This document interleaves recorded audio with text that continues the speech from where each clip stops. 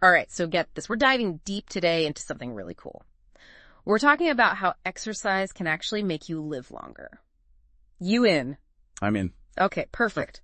So we've all heard about the importance of exercise for overall health, right? Absolutely. But it turns out there's a whole lot more going on beneath the surface at the cellular level. That's right. We're talking about mitochondria, the powerhouses of our cells. Exactly. These tiny little organelles are responsible for converting the food we eat into usable energy. Yeah. And get this, the sources for this deep dive suggest we can actually create more of these powerhouses through exercise. It's true. So basically, we can actually train our bodies to have more energy on a cellular level. I got it. Isn't that wild? It's pretty amazing. So by the end of this, you'll have a solid understanding of not only why this matters, but also a practical roadmap of which types of exercise are best for boosting those mitochondrial numbers. Ready to upgrade your workouts? Let's do it. Okay, so let's start by breaking down the basics. What exactly is mitochondrial biogenesis, and why should we care? Well, mitochondrial biogenesis is essentially the process of creating new mitochondria. Okay. And as we age, our mitochondrial function naturally declines, which means our cells become less efficient at producing energy. So that's why we start to feel more tired and sluggish as we get older. It's definitely a contributing factor. Yeah. But it's not just about feeling tired, it's about how well our cells are functioning at a fundamental level as we get older. Right, because our cells need energy for everything. Exactly, everything from repairing tissues to fighting off disease to just keeping our organs running smoothly. So when our mitochondria aren't functioning optimally, it can have a ripple effect throughout our entire body. Precisely. And that's where mitochondrial biogenesis comes in. Okay, so how do we actually kickstart this process of creating new mitochondria? Well, exercise is one of the most powerful triggers for mitochondrial biogenesis. I knew there was a reason I liked working out. But it's not just any type of exercise that does the trick. Different types of exercise can actually stimulate mitochondrial biogenesis in different ways. Okay, this is where I need you to break it down for me. What kind of workout routine is going to give me the most bang for my buck when it comes to boosting those mitochondrial numbers? Well, let's start with HIIT, or high-intensity interval training. Oh yeah, HIIT workouts. I've heard of those. They're pretty popular these days. They are. And for good reason. Studies have shown that those short bursts of intense exercise followed by brief recovery periods are particularly effective at stimulating mitochondrial growth. So it's not just about burning calories and getting my heart rate up. What's actually happening at the cellular level that makes HIIT so good for our mitochondria? Those intense bursts of activity really stress your muscles, and that stress triggers a cascade of molecular signals that ultimately lead to the activation of a key player called PGC1. PGC what now? PGC1 again.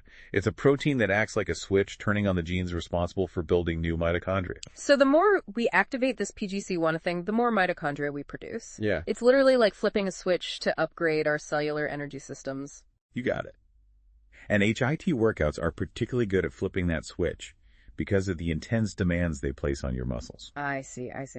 But what about those of us who prefer a less intense workout? Is there any hope for us in the mitochondrial department? Absolutely. Endurance training, like running, swimming, or cycling for extended periods, is also excellent for boosting mitochondrial density.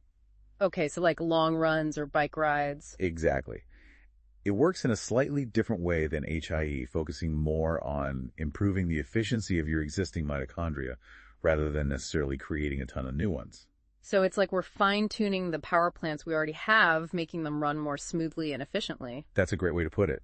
Endurance training helps your mitochondria become better at using oxygen to produce energy, essentially making them more aerobically fit. Makes sense. So we've got the high-intensity approach with HIE and the slow and steady approach with endurance training. Are there any other exercise styles that can help boost our mitochondria? There's another one that's been gaining traction lately called Zone 2 training. Zone 2 training. What's that? It's all about finding that sweet spot of low-intensity exercise where you're working hard enough to challenge your body, but not so hard that you're gasping for air. So like brisk walking or a light jog? Exactly. Think conversational pace. You should be able to hold a conversation while you're exercising. Zone 2. It sounds almost too easy. Is it really doing anything significant for my mitochondria? Don't let the perceived easiness fool you. Zone 2 training is a powerhouse when it comes to optimizing fat burning and improving the efficiency of your mitochondria. Wait, so it's actually making my mitochondria better at using fat for fuel? It's like training your mitochondria to become lean, mean fat burning machines. Sign me up. Zone 2 training encourages your body to rely more on fat for energy, which can have a positive impact on your overall health and longevity. Okay, so we've got HIIT endurance training and now Zone 2 training. That's three very different approaches. Which one is the best for boosting mitochondrial biogenesis? That's the million-dollar question, isn't it? It is. The truth is, there's no one-size-fits-all answer. Oh, come on, you can't leave me hanging like that. I'm not, I promise. Yeah. The best approach likely involves a combination of these exercise styles tailored to your individual goals and fitness level. So it's all about finding what works best for you and listening to your body. Exactly. So it's all about finding what works best for you and listening to your body. But exercise is just one piece of the puzzle, right? I've heard a lot about how nutrition plays a huge role in mitochondrial health. Absolutely. What we eat literally fuels our mitochondria. Think of it this way. You wouldn't put cheap gas in a high-performance sports car, would you? The same goes for our cells. So what kind of premium fuel are we talking about here? Well, for starters, we need to make sure we're getting enough antioxidants. These powerful compounds help protect our mitochondria from damage caused by free radicals, which are unstable molecules that can wreak havoc on our cells. Free radicals, those sound like something out of a comic book. Where do they come from and how do they actually damage our mitochondria? They're not as exciting as they sound. Trust me. Free radicals are a natural byproduct of metabolism, basically the process of converting food into energy. Think of them as exhaust fumes from our cellular engines.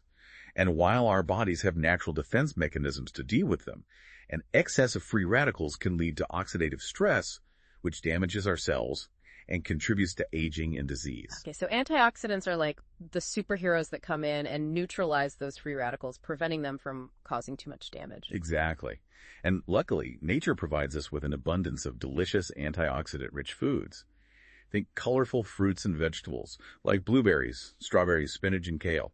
I'm sensing a theme here. Eat the rainbow. You got it. Aim for a variety of colors on your plate, and you'll be well on your way to boosting your antioxidant intake. Got it. So antioxidants are key. Yeah. What else should we be focusing on when it comes to fueling our mitochondria? Healthy fats are absolutely crucial. I know fat has become a bit of a four-letter word in the nutrition world, but not all fats are created equal.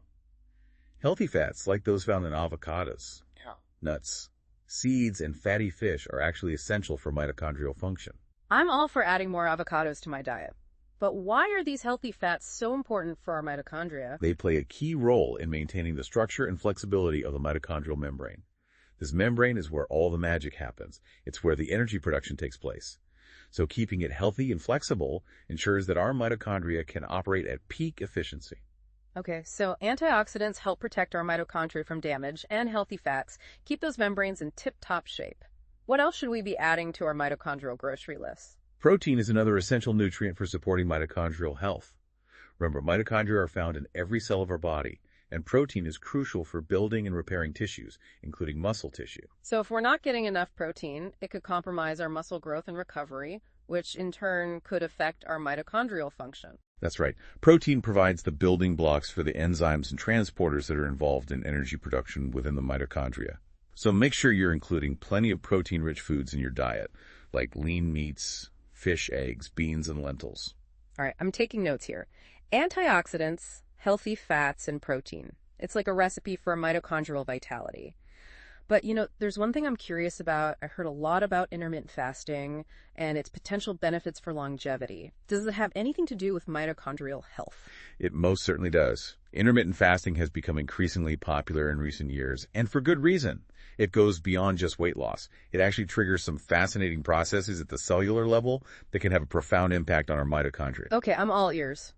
Break it down for me. When we fast, our bodies go through a process called autophagy, which literally means self-eating. Yeah. Now, before you get grossed out, it's actually a very beneficial process. Self-eating? That sounds kind of intense. It sounds a bit dramatic, but it's essentially a cellular cleanup crew.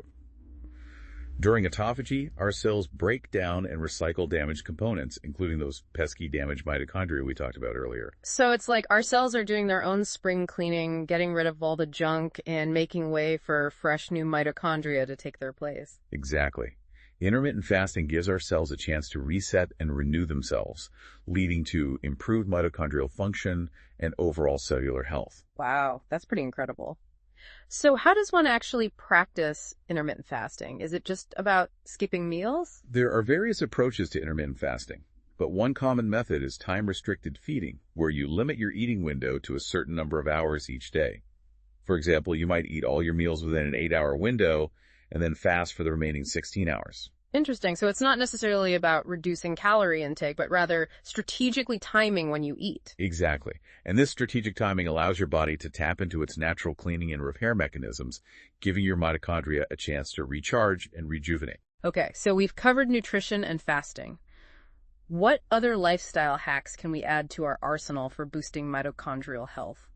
This next one might surprise you: cold exposure and heat therapy. Wait, are we talking about those ice baths and saunas that everyone's been raving about lately? The ones that make you feel like you're either freezing or melting? Yes, those very things. Yeah. It turns out that exposing our bodies to extreme temperatures, whether hot or cold, can actually stimulate mitochondrial biogenesis. So those ice baths and saunas are doing more than just making us shiver and sweat. They're actually triggering some positive changes at the cellular level. You got it.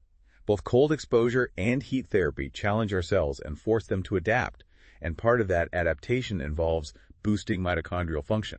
I'm starting to see a pattern here. It seems like anything that challenges our bodies in a healthy way can potentially benefit our mitochondria. You're absolutely right. Whether it's high-intensity exercise, fasting, or even extreme temperatures, these challenges trigger a cascade of events that ultimately lead to stronger, more resilient mitochondria. Okay, so we've covered nutrition, fasting, and temperature therapy.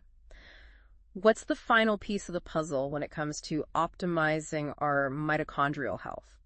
Last but certainly not least, we have to talk about sleep and stress management. Ah, yes, the foundations of a healthy life.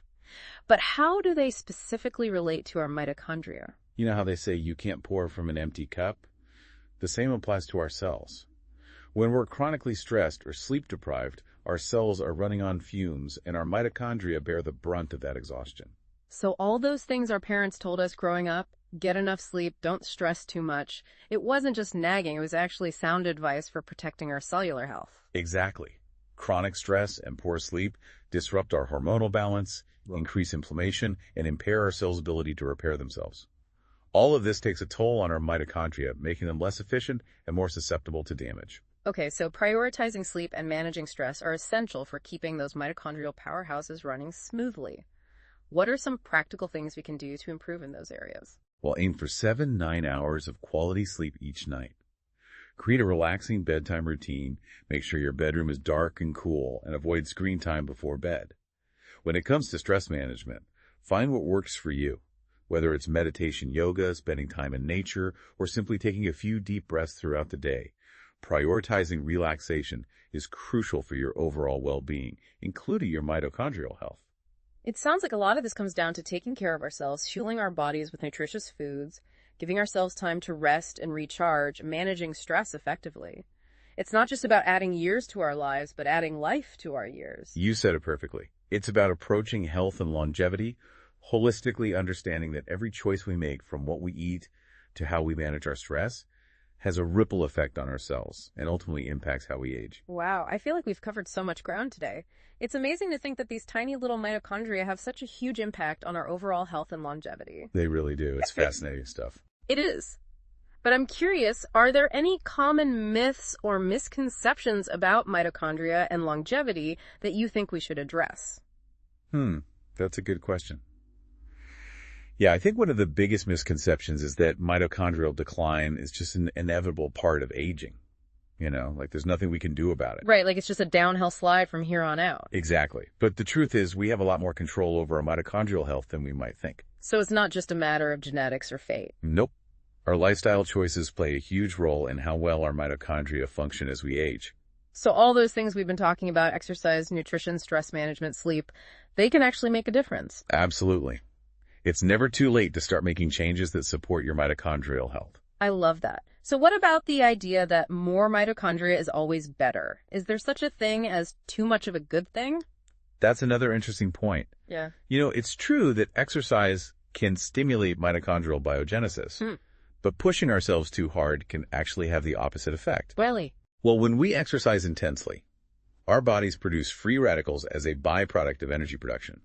And if we don't have enough antioxidants to neutralize those free radicals, they can damage our cells, including our mitochondria. So it's like a delicate balance. We need to challenge our bodies enough to stimulate adaptation, but not so much that we overwhelm them. Exactly. It's about finding that sweet spot. So I guess the key takeaway here is to listen to your body and find what works best for you. Precisely. There's no one-size-fits-all approach to mitochondrial health.